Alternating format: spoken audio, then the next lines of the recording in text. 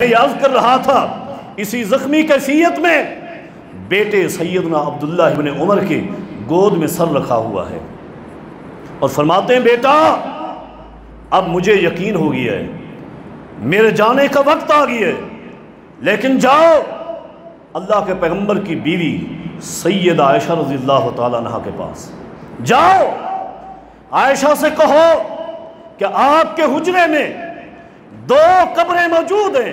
ایک اللہ کے پیغمبر کی اور ایک ابو بکر صدیق کی رضی اللہ عنہ، تھوڑی سی جگہ باقی ہے، اگر اجازت ہو تو میں اپنے ان دو یاروں کے ساتھ لیٹ جاؤں، اگر اجازت ہو تو لیٹ جاؤں، لیکن بیٹا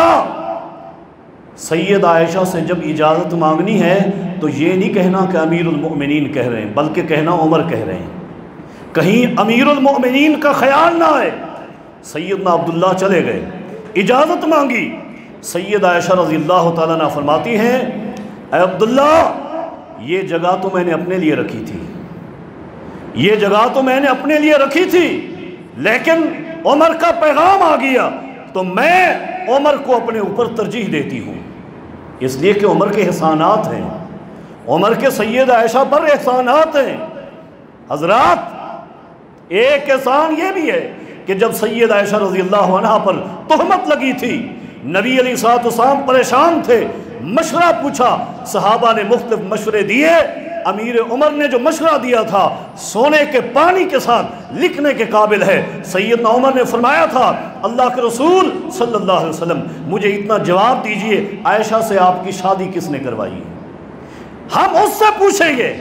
کہ آپ کے لیے کون سی بیوی اس نے پسند کی ہے۔ نبی علیہ الصلوۃ والسلام نے اپنی انگلی آسمان کی طرف اٹھائی، انگلی پیغمبر کی آسمان کی طرف اٹھی، عمر کی تلوار نیام سے باہر آ گئی کہ میں ابھی ان منافقین کو قتل کرتا ہوں۔ رب نے پیغمبر کے لیے ایسی چوائس نہیں کی۔ حضرات یہ احسانات تھے۔ سید عائشہ فرماتی ہیں عبداللہ جائیے عمر سے کہیے آپ کو اجازت ہے، اور میں یہاں یہ بھی عرض کرتا چلا جاؤں یہ اجازت سیدہ عائشہ رضی اللہ تعالی عنہا کے ایک دیرینہ خواب کی تکمیل ہے، ایک دیرینہ اور پرانے خواب کی تکمیل ہے۔ سیدہ عائشہ رضی اللہ عنہا نے نبی علیہ الصلوۃ والسلام کی حیات مبارکہ میں ایک خواب دیکھا تھا، رأیتو، سیدہ عائشہ فرماتی رأیتو فی المنام ثلاث اقمار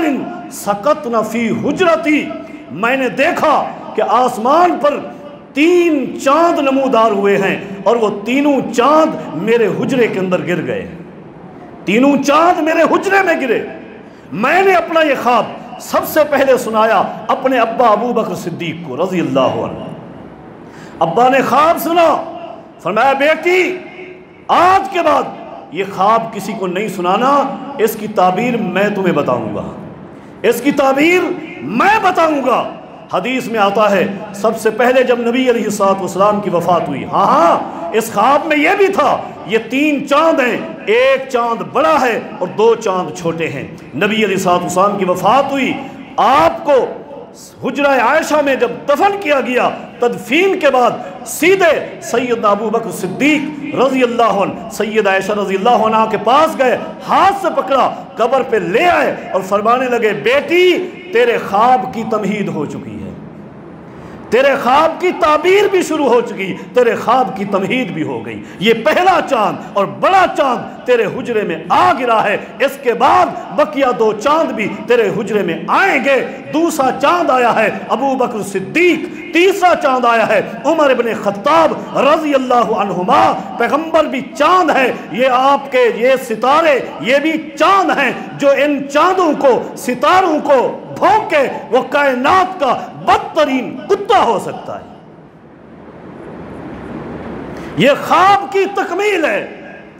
دوبارہ جا کے خبر دی، ماں جی نے اجازت دے دی ہے۔ امیر عمر فرماتے ہیں بیٹا ابھی میں زندہ ہوں، زندہ کا ایک روب ہوتا ہے، ایک وجاہت ہوتی ہے، لیکن جب میں دنیا سے چلا جاؤں میری لاش کو لے کر جاؤ، باہر رکھ دینا، ماں جی عائشہ سے دوبارہ اجازت مانگنا، اگر اجازت دے دیں حجرے میں دفن کر دینا، اگر ماں جی اجازت نہ دیں تو مجھے جنت البقیع میں دفن کر دینا۔ حضرات